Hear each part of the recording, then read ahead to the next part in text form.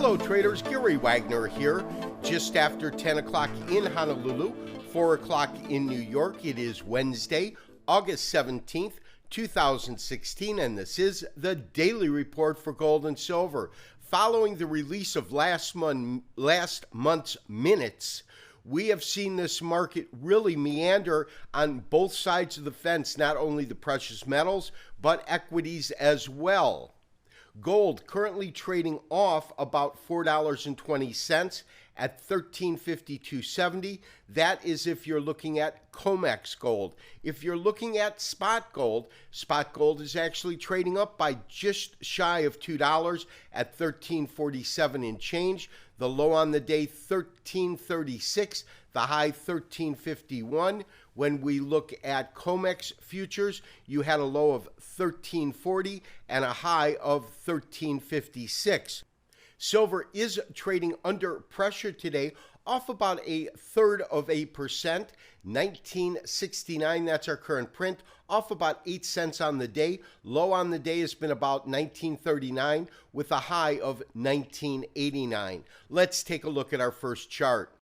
So traders, as I've said, interesting turn of events when we look at what the precious metals did today in light of the minutes that were released. Now, one of the reasons I think we have this difference between the way spot is trading, we're looking at spot at $1347, up about $220, and what we call our COMEX most active. And of course, COMEX most active would really be the December contract, which is trading off about $3. We are long currently at about $1354. That, of course, is basis the COMEX contract. And as we do have clients which trade the spot market and Forex gold, they're in roughly at $1348, stops at $1329. That spot stops below $1335 if you are in the December COMEX contract. Now, one of the reasons I think we're seeing this difference between these two contracts is the anticipation of an interest rate hike.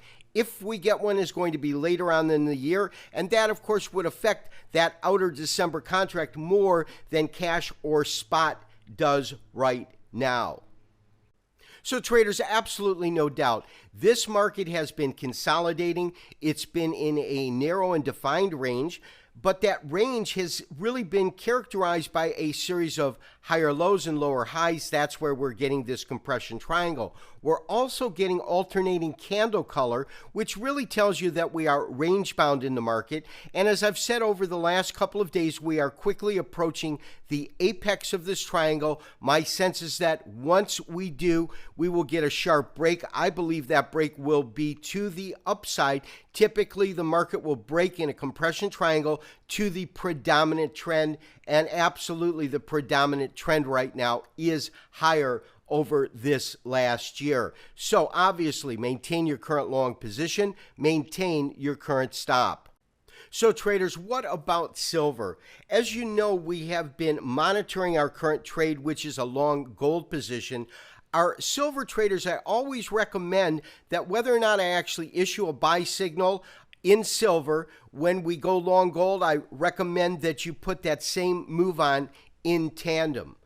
Now, we're looking at a weekly chart of silver, and it's quite obvious and easy to see different levels that we have in terms of support and resistance. I have one primary fib retracement which goes from $25 an ounce down to about $13. In other words, it covers this big market move down that occurred really the end of 2013, 2014 to the beginning of 2015. From there, really the market traded not so much sideways, but traded in a range between 18 on the top and these bottoms here at around 14, so about this $4 range. But we had a solid and significant break, especially when the market came above $18. You can see that on this weekly chart. But since that point, over this last month and a half, we've run into a real brick wall in terms of headwinds and in terms of resistance in the market at about $21. Now, market's currently trading at around $19.60, but you can see all of these attempts that came in 3 and 4 weeks ago and were uneventful. This has been Gary Wagner, wishing you, as always, good trading. We'll talk to you tomorrow for another daily update and review. Bye-bye.